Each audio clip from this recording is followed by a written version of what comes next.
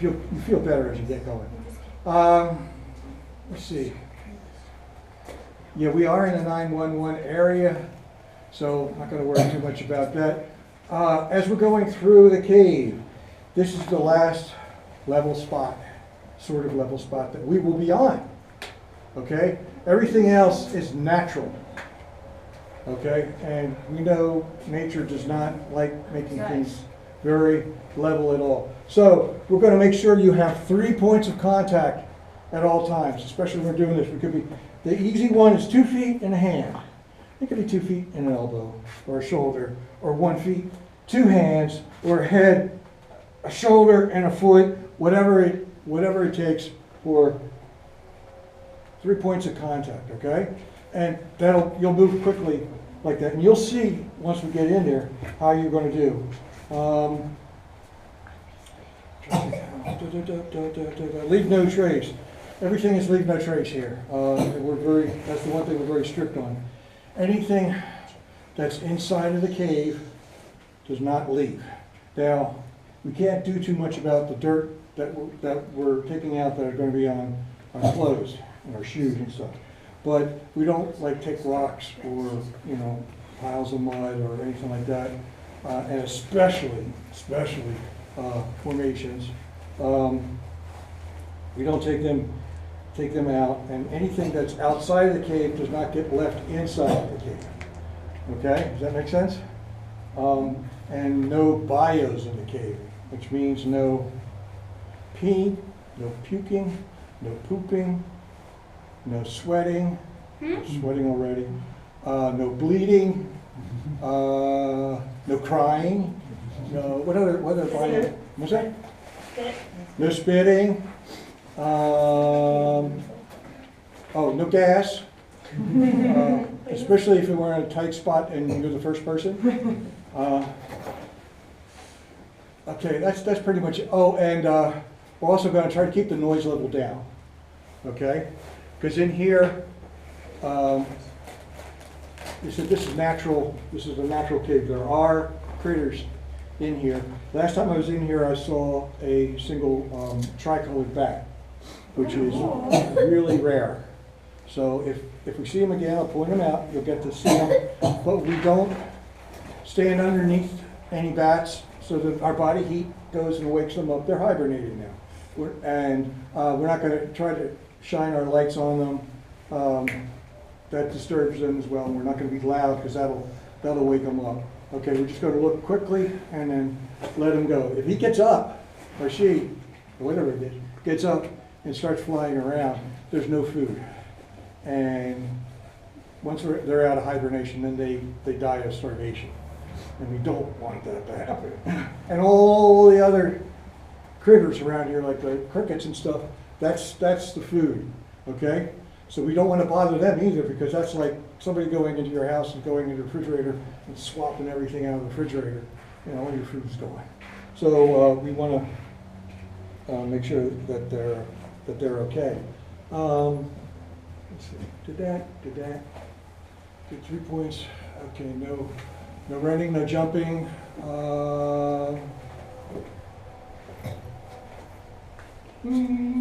Okay. This is a limestone cave. Real quick. We'll go a little bit of history. This is a limestone cave, which is that's the rock that was formed. What happened? How this was discovered?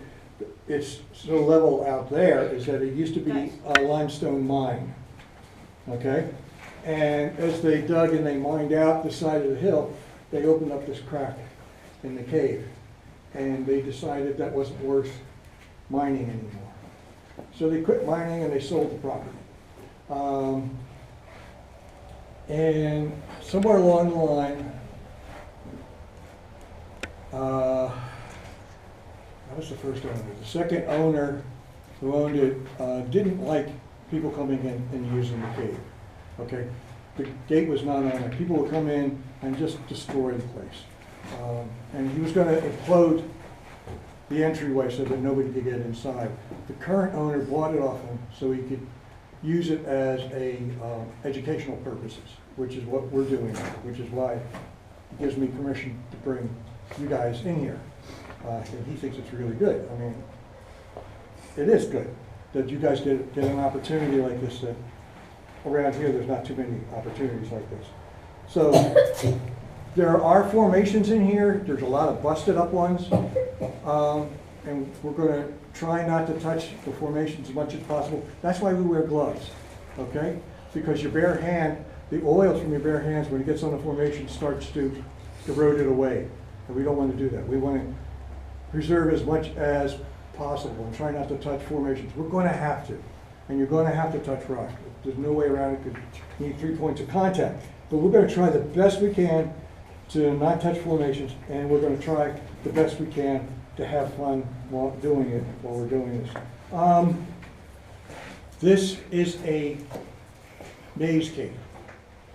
When the water came in and dissolved the limestone and then leached out and left the big holes in, it wasn't just start, finish, okay? It's, the water came down from above. Most of it, I think, was more of snow melt than rain. This reason why it's kind of dry this year, because we didn't get much snow last year. So it eroded away the limestone, and as the water drips down, the water evaporates, and it leaves the calcium carbide residue left over from the limestone and the acids from the water. And it takes a very long time for that to happen. It takes a couple 100,000 years for it to actually eat away enough to create this big of a hole in the ground to start dripping and creating the formations. Formations, depending on the cave, generally a formation that big, okay, takes about 100 years to make. Anywhere between 50 and 100 years, depending on how much water flow it has. So when you go in here and you see a large formation, you get an idea of how many years it took for a formation to form. Okay, now when something's hanging from the top, what's that called? You know? Dripstone? Dripstone? Who said? Stalactite. It's from the top, because it hangs tight from the top. And the one from the bottom is like what you said, it's a stalagmite. That's on the bottom. Okay? Now what it is that's coming down, that's dripping, and it's drying out, and it's dripping, and it's getting bigger and bigger. It's also, some of the water comes down, hits the floor, and it starts building up here. And eventually, they meet. And that's called a column. Okay? So when you see a column in there, and we'll see them, they're about, there's a couple of them that we're going to see right away. They're about this big around, about that big around, that's all. And so it gives you an idea of how long it took to form that column. Okay? That's a little bit of history, geology. Any questions? Everybody's okay? We're good. You are. Wait, are you going to be leading first, and is there going to be an adult in the back? We are going to try to do that. Going to have one of the adults going to sweep, make sure that everybody, yeah. Are we allowed to do truddies? Do what? Truddies? No, but Lily doesn't have a buddy.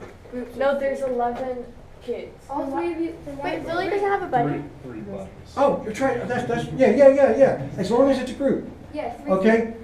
Do not go off by yourself. If you see something that you really want to see and it's really cool, and you go and you take off by yourself to go see it, and when you come back, two things. You were by yourself, which is not good, and number two is you didn't let other people know, and they missed out on something really cool, and they'll be very angry at you that you didn't include them on something very cool. Okay? If you see something that you want to check out, Scouts, listen up. just let me know. Okay?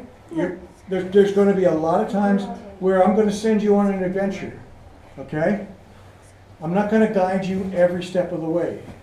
I'm going to ask you to go and find things out. Okay? There are going to be places that are tight. If you don't want to do tight, it's okay. One of the best parts about this cave is This is a maze cave. In other words, each room has several different passageways off of them, and they meet up in other places. So if some people want to go into a tight spot, and other people don't want to go, the other people could go around and a not so tight spot and meet up on the other side. Okay, it's easy. And we'll always be in voice contact at least, the very least, will be voice contact. Hopefully, I'll be able to see your headlamps, and I'll try to gather you around every once in a while to make sure I see everybody's headlamp. I think I went over all the safety stuff. Okay.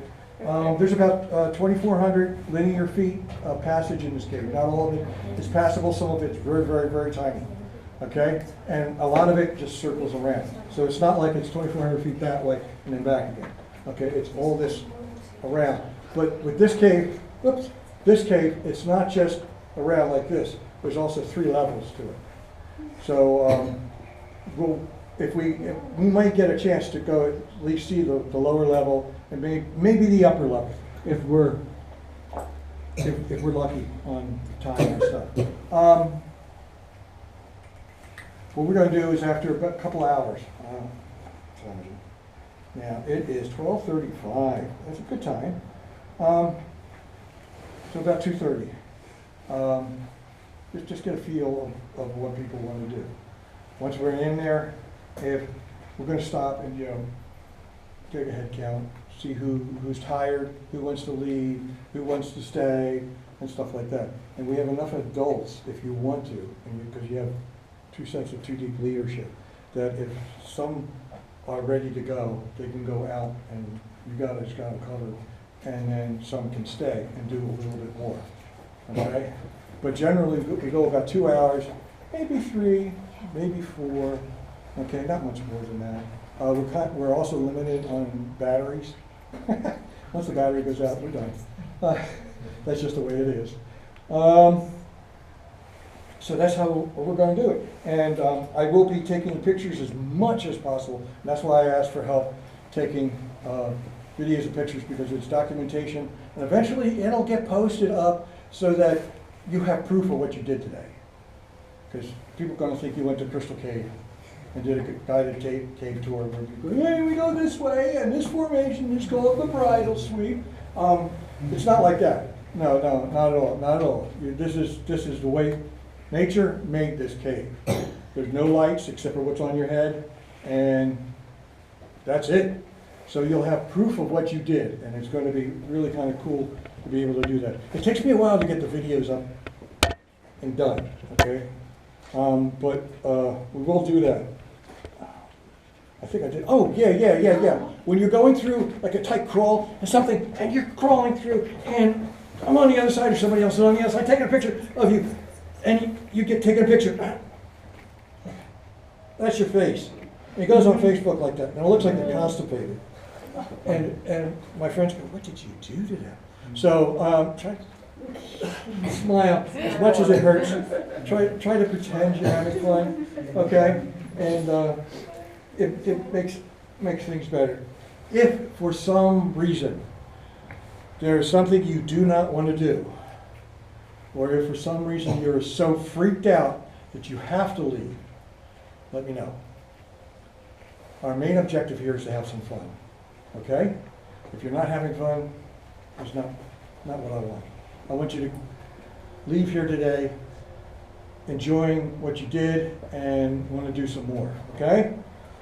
So, our first one, okay, video. We're going to do an introduction video. Come on. Oh. There it is. Okay, let me turn this off. And I'm going to, you guys are going to introduce yourselves, okay? I need you to turn your headlamps off, otherwise all I get is glare from the headlamps.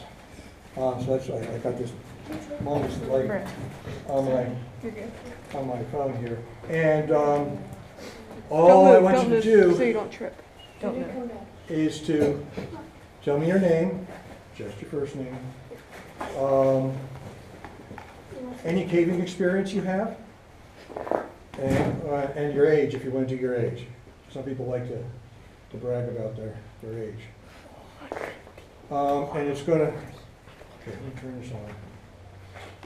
It's running, and you're gonna do something like this. Just, hi, I'm Alan, I'm 11 years old, I've never been in a cave, I'm scared. And just something simple, okay? You can have some fun with it if you want. This will all be edited into a nice long 20-minute video of your adventure today. We're gonna try to do this, got my light off, and this is troop 19 from, Silver Spring, Maryland. what's that? Silver Spring, Maryland. Silver Spring, Maryland. What's the council? Was Nation's capital. Nation's capital? Yeah. NGAC? NCAC, nation's capital. National Capital Area Council. National Capital Area Council. Okay, yeah. I'm just trying to remember that so I don't stumble over it. That's a mouthful. Okay, okay, here we go. And we're gonna, Should we like spread out, like yeah, spread out a little bit because I'm do gonna be like darting a in. circle or whatever? Darting in. Yeah, guys, go. to- You guys to- can back up still. to- Just like to stay. talk to you. It's like a yeah. Oh yeah, you can come on. Okay, everybody ready? Okay. I think we're gonna don't stand back up. Go stand. Jenna, just Hi, I'm Alan, and this is YOUCave, and today we're taking Troop 19 underground. They're from National Capital Area Council. Ugh. Okay, and I'm going to introduce you to them right now. Okay, we're going to start at this side. And I'm going to try not to trip over anything. Okay. Hi, I'm Laura. This is my first time caving. First time. All right. I'm Peyton, this is my first time caving. Oh, I'm Sarah, and this is my fourth time camping. where'd you go before? I don't know. You don't remember? A lot of people have gone to that cave. I'm not sure I've been there. Okay, Hi, I'm Andrea. I've done a little bit of caving. a little bit. Where? From West Virginia. Okay. Do you remember the cave? I was on that Casa-owned property. I'm not familiar. Yeah. Well, there's a lot of them there. Hi, I'm Brent. This is my second time in a cave. Where'd you go before? It was in Virginia, down Interstate 81 someplace. Okay, all right. Here we go. Hi, I'm Juliana, and this is my first time in a cave, and I'm a little bit nervous. And yeah, Yeah? yeah. Okay, here we go. Hi.